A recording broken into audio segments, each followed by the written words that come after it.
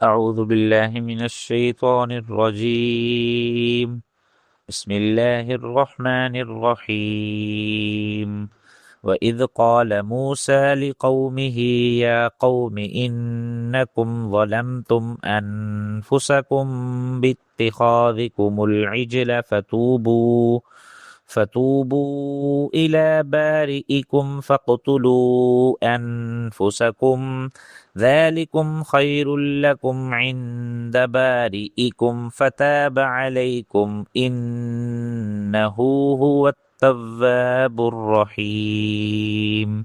وإذ قلتم يا موسى لن نؤمن لك حتى نرى الله جهرة فأخذتكم الصاعقة وأنتم تنظرون ثم بعثناكم من بعد موتكم لعلكم تشکرون.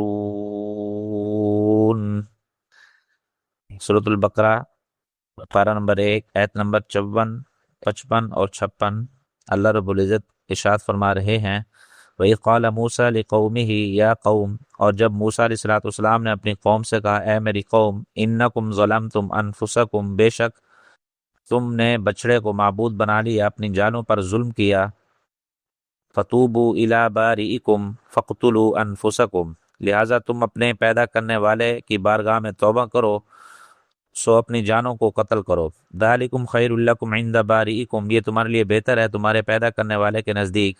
فتاب علیکم، پھر اس نے تمہاری توبہ قبول فرمائی۔ انہ هو التواب الرحیم، بے شک وہ بہت زیادہ توبہ قبول فرمانے والا ہے اور نہایت رحم کرنے والا ہے۔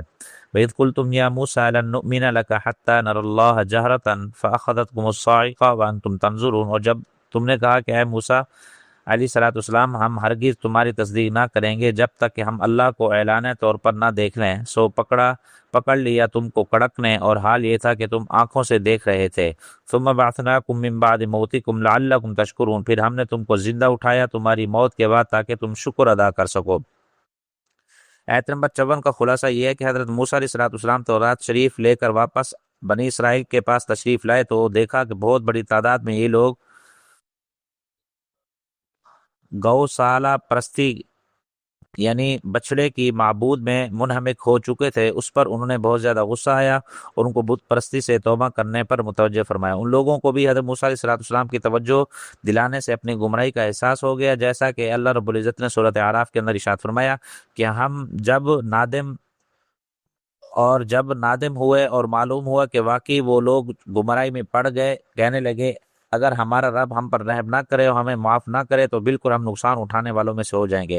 ان لوگوں کا توبہ طریقہ یہ تھا کہ اللہ تعالیٰ نے یہ متعین فرمایا تھا کہ وہ مقتول ہو جائیں۔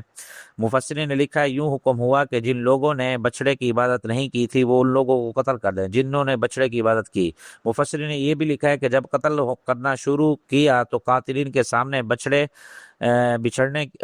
کی عبادت کرنے والوں میں وہ لوگ بھی سامنے آ جاتے جو ان کے رشتہ دار اور عزیز اور اقربا تھے، لہٰذا وہ قتل کرنے سے ہچکچاتے تھے۔ اللہ تعالیٰ نے سیاہ بادل بھیج دیے تاکہ ایک دوسرے کو نہ دیکھیں۔ صبح سے شام تک قتل کا سلسلہ چلتا رہا۔ حضرت موسیٰ علیہ السلام اور حضرت ہارون علیہ السلام نے دعا کی، بادل ہٹا دیا گیا، توبہ نازل ہو گئی اور اس وقت 70,000 آدمی قتل کیے جا چکے تھے۔ مفسرین کے نزدیک انداز بیان سے معلوم ہوتا ہے کہ جنہوں نے بچڑے کی عبادت کی تھی وہ سب ہی مقتول نہیں تھے، بلکہ 70,000 کے قتل ہونے پر سب کی توبہ قبول کی گئی۔ آیت شریف میں جو فرمایا فتوبوا الی بارئکم، تم اپنے پیدا کرنے والے کے حضور میں توبہ کرو، اس میں اس طرف اشارہ کہ مستحق کی عبادت وہی ہے جس نے تم کو پیدا کیا، اسے چھوڑ کر تم کسی ایسی چیز کی عبادت کرتے لگ جاتے ہو جس کی شکل و صورت تمہارے آدمی نے خود بنائی ہے۔ شرک کی سزا دوزخ کا دائمی عذاب ہے، اسے بچنے کے لیے توبہ کرو اور توبہ کی قبولیت کے لیے یہ شرط لگائی آپس میں ایک دوسرے کو قتل کرو، اور فرمایا یہ تمہارے لیے بہتر ہے۔ یہ وقتی تکلیف ہے جس کا سہ لینا دوزخ کے عذاب کے مقابلے میں بہت زیادہ آسان ہے، اور اس عذاب سے بچنا تمہارے لیے بہت بہتر ہے۔ امت محمدیہ صلی اللہ علیہ وسلم پر اللہ تعالیٰ کا بہت بڑا فضل اور کرم ہے، اس کی توبہ ندامت سے آئندہ گناہ نہ کرنے کا فیصلہ کرنے پر اور حقوق اللہ اور حقوق العباد ادا کرنے سے قبول ہو جاتی ہے۔ کوئی کیسے ہی کتنا بڑا گناہ ہو، کفر اختیار کرے، شرک کا کام کرے، اس کے بعد توبہ کا دروازہ کھلا ہے، سچے دل سے اسلام قبول کرے، توحید اور رسالت پر ایمان لائے، اس کی توبہ قبول ہو جاتی ہے۔ اور اسی طرح آیت نمبر 55 اور 56 کا خلاصہ یہ ہے کہ موسیٰ علیہ السلام تورات شریف لے کر تشریف لائے تو بنی اسرائیل کو پایا ان میں سے بہت سے لوگ بچڑے کی عبادت کر چکے تھے۔ بچڑے اور اس کی عبادت کرنے والوں کا انجام اوپر بیان ہو چکا ہے۔ بنی اسرائیل نے گوسالہ پرستی یعنی کہ بچڑے کی عبادت کے علاوہ ایک اور آڑ لگائی۔ انہوں نے کہا کہ ہم جو آپ فرما رہے ہیں یہ اللہ کی کتاب ہے، ہمارے پاس اس کی کیا دلیل ہے؟ ہم تو اس کو جب مانیں گے جب آپ اللہ تعالیٰ ہم سے خود فرمائے کہ یہ میری کتاب ہے۔ موسیٰ علیہ السلام نے فرمایا چلو یہ بھی صحیح، تم لوگ اپنے نمائندہ تیار کر لو اور جو لوگ میرے ساتھ چلیں وہ روزہ رکھیں اور پاک صاف ہو کر چلیں۔ جس دن ان کو خداوند قدوس سے ہم کلامی سے مشرف ہونے کا موقع آیا، جن کے لیے پہلے سے اجازت لی ہوئی تھی اور مقرر وقت پر فرما دیا تھا۔ موسیٰ علیہ السلام ان 70 آدمیوں کو بھی ساتھ لے گئے۔ اللہ تعالیٰ کا کلام سن کر یہ لوگ مطمئن نہ ہوئے اور دوسری کروٹ بدلی اور کہنے لگے کہ ہم تمہاری بات جب مانیں گے جب ہم اللہ تعالیٰ کو اعلان طور پر آمنے سامنے دیکھ لیں۔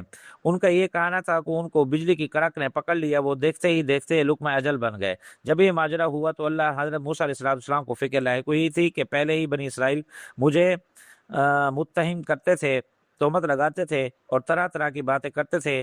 اب اتنے آدمی ہلاک ہو گئے تو جب میں یہ بیان کروں گا تو وہ لوگ بجلی کی کڑک سے مر گئے تو خدا جانے کیا کیا باتیں بنائیں گے اور کیسے تہمت دھریں گے۔ لہٰذا انہوں نے بارگاہ خداوندی میں دعا کی جس کی وجہ سے دوبارہ زندہ کر دیے گئے۔ اس نعمت کا شکر زندہ ہونے والوں پر اور ساری قوم پر واجب ہوا ہے۔